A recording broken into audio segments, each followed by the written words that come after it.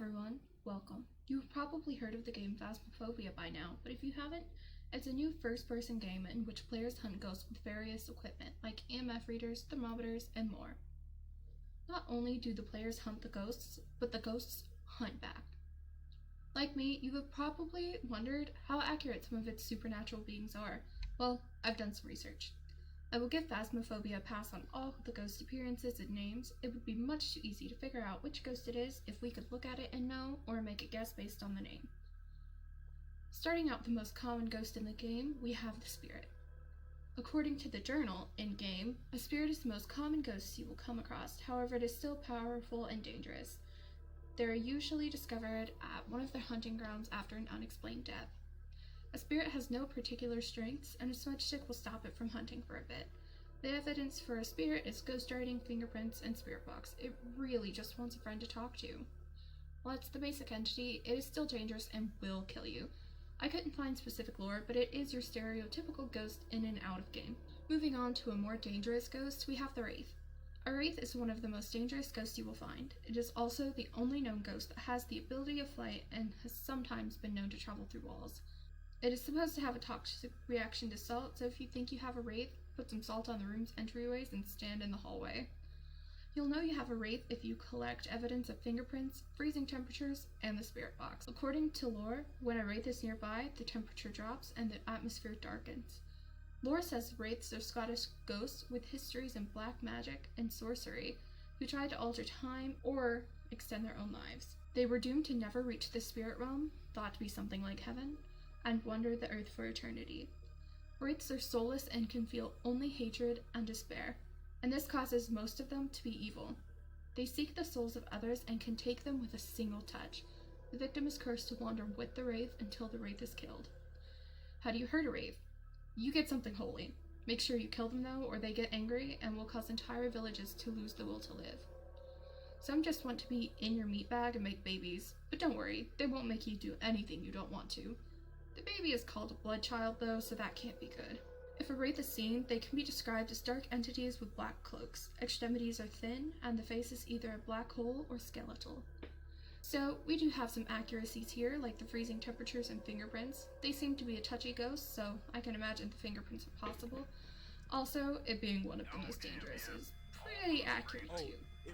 However, we have some inaccuracies as well. Wraiths would more likely fear the crucifix than salt, and I could find nothing about them flying. Moving on, we have the Phantom. A Phantom is a ghost that can take possession of the living and is most often conjured by spirit board. Looking at a Phantom will considerably drop your sanity, but taking a photo of the Phantom will make it temporarily disappear. Finding a Phantom includes EMF level 5, ghost orbs, and freezing temperatures. Having a short entry makes sense. I could only find Phantom as a synonym for ghost and spirit. I really enjoy having Phantom and Spirit as separate categories with different ghost stereotypes split between them because it gives more variety. However, if a Phantom could start singing for me, I would happily stay behind with it. Next up, we have one of the most well-documented types of ghosts, the Poltergeist. One of the most famous ghosts, a Poltergeist, also known as a noisy ghost, can manipulate objects around it to spread fear into its victims. In-game, a Poltergeist can throw huge amounts of objects at once, but is almost ineffective in an empty room. To catch a Poltergeist, you need evidence of spirit box, fingerprints, and ghost orbs. So, the game is actually really accurate in terms of the Poltergeist. What's interesting though is how parapsychologists cannot agree on what a Poltergeist is. The behavior is the same, but some say it is manifestation of negative energy, while others say they are actual ghosts. Most often, the Poltergeist will focus on a female adolescent suffering from emotional turmoil. I guess women are just more powerful, according to parapsychologists. Activity reported ranges from 8 to 78, and not always focused on women. They do like to mess with things, but not just throwing shit, making noise and hiding things too. So there are stages to a poltergeist haunting. The beginnings will have faint sounds like scratching or water pipes at night. And then you'll start to hear noises like knocking on wood or glass, loud cracking or banging, and objects can feel like they're vibrating. Activity will now happen during the day. Next, moving objects will happen more frequently and unexplainably. Stone throwing is common. Objects disappear and reappear, usually focused on a specific object like keys. They really like to mess with people and their keys. Rarely is this activity seen, but objects can be hot to the touch immediately after.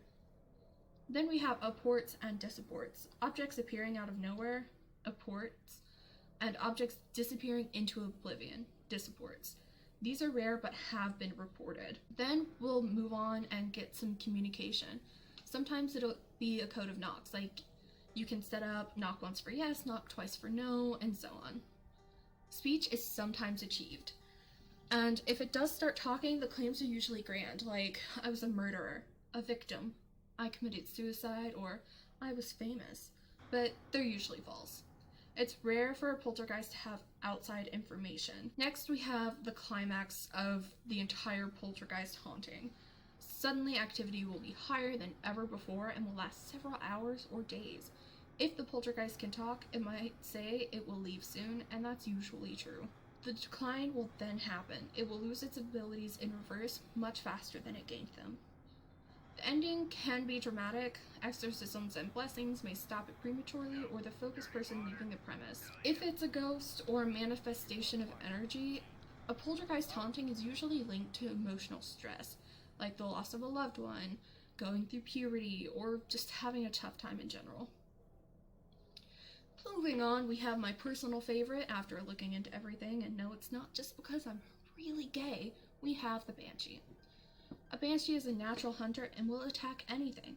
It has been known to stalk its prey one at a time until making its kill. In and out of game, a Banshee will only target one person at a time, so that's pretty true. But they don't always kill.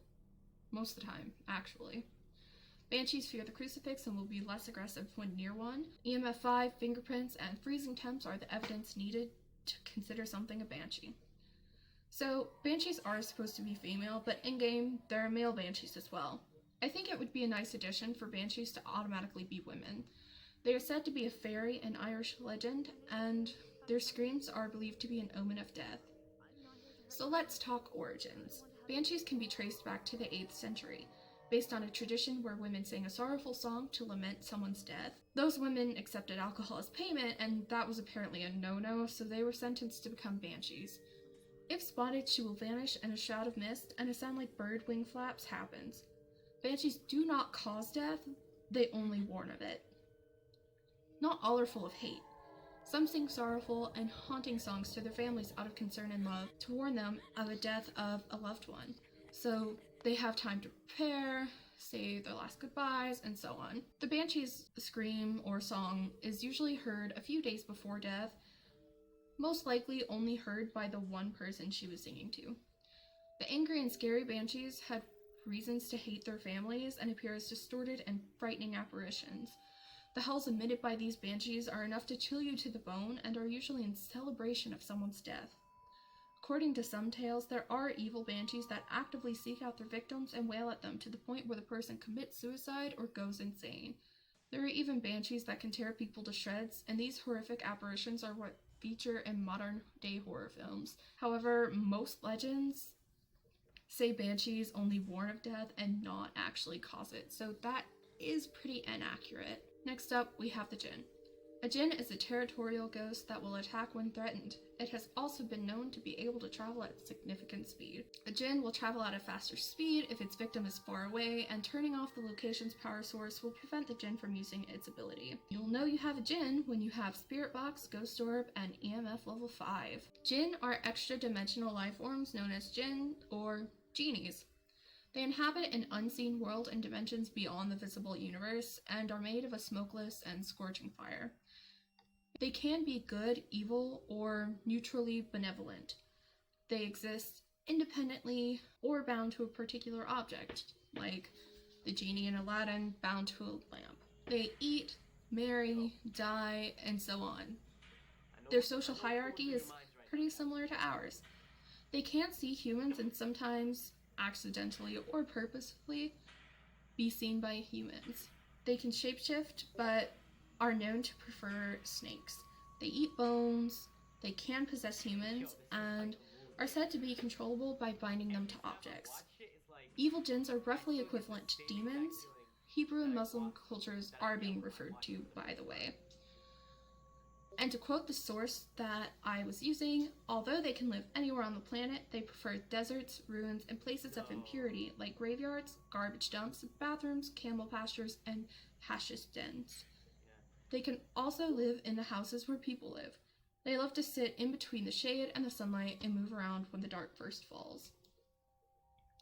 So let's break that down a little bit. Saying a djinn is a territorial ghost is sort of accurate, sort of inaccurate. Not always are they bound to a particular object or place. They can move around freely, but some are.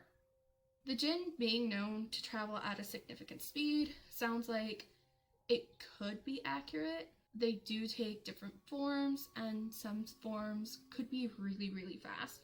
So I'm going to give that one a pass. I'm not sure if turning off the location's power source would be an accuracy. I would say it's more of an inaccuracy because the djinn is something very old and like the origins are way before electricity. So I'm going to count that as an inaccuracy. However, Spirit Box, Ghost Orb, and EMF 5 all seem pretty good. The djinn is a powerful being and it can definitely talk. Moving on, we have the mare. A mare is the source of all nightmares, making it most powerful in the dark. It will have an increased chance to attack in the dark, and turning on lights around the mare will lower its chance to attack. It's not hunting, right? You'll know you have a mare when you have Spirit Box, Ghost Orb, and freezing temperatures. So, a mare is an evil spirit or goblin in Germanic folklore that rides on people's chests while they sleep, causing nightmares. It's similar to succubus and incubus, likely inspired by sleep paralysis. Other languages' names for it are also feminine nouns, so if we are going to give a name to mare, it should probably also be feminine. The Mara were also believed to ride horses, which left them exhausted and covered in sweat by the morning. She could also entangle the hair of the sleeping man or beast, resulting in mare locks. I assume those are similar to cowlicks or just waking up with wild hair. They could also ride trees and tangle the branches. A Germanic prayer to ward off the mare roughly translates to, "Here I am lying down to sleep, no nightmare shall plague me, until they have swum through all the waters that flow upon the earth, and counted all stars that appear in the skies. Thus help me God Father, Son, and Holy Ghost. Amen." So I would say this is a pretty accurate description in game. In fact, everything I've got highlighted is green. Definitely appears at night, turning on the lights will lower its chance to attack, and it's the source of all nightmares. With the evidence, I'm not sure about Spirit Box, Ghost Orb, and freezing temps, but gotta have something, so I don't think it would be inaccurate or accurate. Next we have the Revenant. I personally hate hunting Revenants. They attack so often for no good reason, and if they hunt, more than likely someone's going to die. According to the game and in the journal, a Revenant is a slow but violent ghost that will attack indiscriminately. It has been rumored to travel at a significantly high speed when hunting. Its weakness is hiding from it. It will move very slowly if it can't find you. The evidence is EMF 5, fingerprints, and ghostwriting. So what is a Revenant? A Revenant is a visible ghost or animated corpse that returned from grave to terrorize the living. Alright, let's go. Later legend and lore says they returned for a specific purpose, but medieval times say it was simply to harass family members and neighbors. So they're similar to vampires, but they're not vampires because they just drink blood for fun, not for sustenance. So it's basically just a corpse with sunken eyes that glow red and can be detected from yards away just by Oh god, I saw it, They are it came after me. obsessed with vengeance. Some accounts are to protect loved ones, but that's extremely rare in lore. They are single-minded, usually after one person, so they don't attack indiscriminately. They usually don't interact with the living, but if cornered, they will fight to the death. So if a ghost was going to be territorial, I would say it was the Revenant. They do have powers. They cause psychological damage and nightmares, which will continue for years or the rest of someone's life. They have poison emission because they're dead, and dead things usually spread disease because of this sheer amount of bacteria. What's rare is them shape-shifting into a great hound. They are super strong and super fast and super durable. So Revenants are really similar to zombies, it seems. They do have some weaknesses, but they are not compelled by holy icons, so good luck with that crucifix. They can be decapitated or dismembered. You can also go for the heart, but you have to burn it after you do all of that. So this specific version that I'm speaking of is of the British Isles. Common reasons thought to cause a revenant are improper burials, no burials at all, improper handling of the deceased, jealousy of the living, a curse, unrest due to sin or unfinished business, suicide, seeking vengeance on the living, or being an asshole while alive. If the individual was cursed by God, their remaining personality was pushed out and an evil spirit took over. The memories were retained, but no emotional attachment was. Sorry, Mom. At most, the Revenant stays around for a few decades. The people that the creature seeks vengeance on may die of natural causes, while the ones who knew and loved the individual in life may stop thinking about them. This causes the animating force to wane and eventually dissipate altogether. When the Revenant's revenge is complete, or the rest of the creature's natural lifespan is exceeded, the Revenant either seeks out its graves and collapses, or it may just simply collapse on the spot. While not as powerful as some other forms of the undead, the Revenant is a force to be reckoned with and feared nonetheless. It is a violent ghost, and it can travel very quickly, but it won't attack indiscriminately unless it's cornered. I would say the EMF 5, fingerprints, and ghostwriting are all pretty accurate. Maybe not so much the ghostwriting, but I'd write in a book if it were left out and there were a pencil next to it. Why not? So next up we have a shade. I really like the shades in game, unless they're the woman with the barbed wire scars and the rolling head. So a shade is known to be a shy ghost. There's evidence that a shade will stop all paranormal activity if there are multiple people nearby.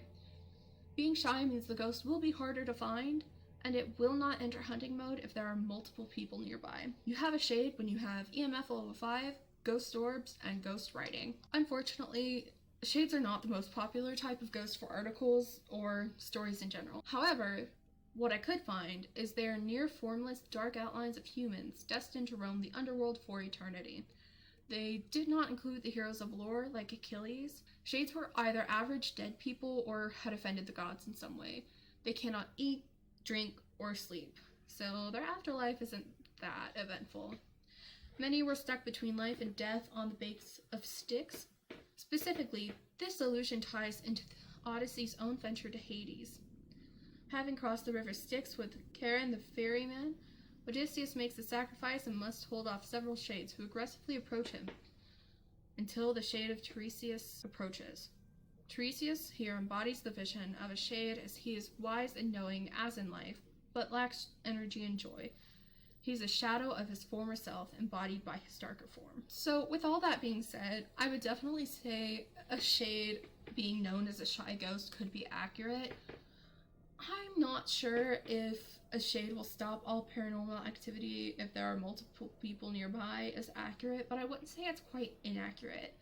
They definitely will be hard to find, as most of them are in the underworld. They do seem pretty strong, so EMF level 5 could be pretty accurate. Ghost orbs, perhaps. Next up, we have demons. If there was ever a ghost type more well documented than the Poltergeist, this is it. A demon is one of the worst ghosts you can encounter. It has been known to attack without a reason. Demons will attack more often than any other ghost, and asking a demon successful questions on the Ouija board won't lower the user's sanity. Spirit box, ghost book, and freezing temperatures are all part of finding a demon. So demons are evil just for the sake of being evil. It was really hard to find general information on demons. Everything I could find was really specific until I started using Wikipedia. So demons are not the same as daemons. The term didn't have a negative connotation until white Christians started calling pagan gods evil, which was in the early Roman Empire. The supposed existence of demons remains an important concept in many modern religions and occultist traditions. Demons are still feared largely due to their alleged power to possess living creatures. Just because there's a lot of info, we will be sticking to Christian demonology. as that is the most well documented in modern media. There are 3 types of demons: souls of the wicked deceased who roam the earth to torment the living, Nephilim, and fallen angels who sided with Lucifer. According to the Washington Post, in Jewish tradition, to ward off demons, spit 3 times on your fingertips, then wave them in the air. Throw salt, say in Yiddish, "no evil eye," or eat lots of garlic. You could also grab a carrot, a replica of the Washington Monument, or any other phallic object. According to Romans, such objects seduce the evil spirits away from you. I also found another article along the phallic line, and not only were the Romans using penis shapes, but also the Italians and the Greeks. The phallus shape was used to warn trespassers that they would be, in quote, raped, unquote, I hate that word, if they were to trespass. It was used mostly as a metaphor and not a literal, you will be raped. Moving on, we have the Yuday. A Yuday is a ghost that has returned to the physical world, usually for the purpose of revenge or hatred. Yudays have been known to have a stronger effect on people's sanity, and smudging the Yuday's room will cause it to not wander around the location for a long time. Finding a Yuday includes having ghost orbs, ghost writing, and freezing temperatures. So, a Yuday is a Japanese spirit. It can never be destroyed, but it can be sated. It desires something. Desiring something is the Yuday's entire being and purpose. It can be simple and benign, like a final thank you, but it could also be wanting to shatter the earth with rage. Quirky girl things. Natural disasters are often said to be the results of Yudays. So I would say the journal entry is pretty accurate. I'm not sure if smudging the room would cause it not to wander around, but that could be along the sated. I like the smell of sage. Last but definitely not least, we have Onis. Onis are a cousin to the demon and possess extreme strength. There have been rumors that they become more active around their prey. Onis are more active when people are nearby and have been seen moving objects at great speed. However, being more active will make the Oni easier to find and identify. Onis will have the evidence of EMF level 5, spirit box, and ghost writing. So, Onis are a Japanese demon. They eat livestock, humans, and alcohol. They are large and scary, sometimes taller than trees. They're the ogre demons. Oni are born when truly wicked humans die and end up in one of the many Buddhist hells. They crush and destroy humans just for fun. They like to peel off skins, crush bones, and torture. These forms of torture are reserved for wicked sinners not quite terrible enough to be reborn as Oni. When a human is so beyond horrible that their soul is beyond redemption, they can become an Oni while still alive and stay on Earth to terrorize the living. Oni only refers to male demons, so that's another gender-specific type of ghost that could be used in-game. Not only are they super strong, but many of them can use magic. So the Oni is pretty accurate in-game. Being a cousin to the demon, they are demons, but they do possess extreme strength, and they're definitely more active around their prey. They could definitely move objects at great speeds because of how strong they are. Definitely will be easier to find though because they don't hide. EMF level 5, spirit box, and ghost writing seem pretty accurate because they would want to make their presence known just to terrify whoever is there. So thank you all for listening and watching. Please leave comments below on what you think could be great additions or fixes to the Ghost and Phasmophobia. I would love to read them. Overall, I think the game is a huge success, and I'm pretty obsessed with playing it. So thank you all again, once more, and happy Halloween. Hope to see you next time. Bye!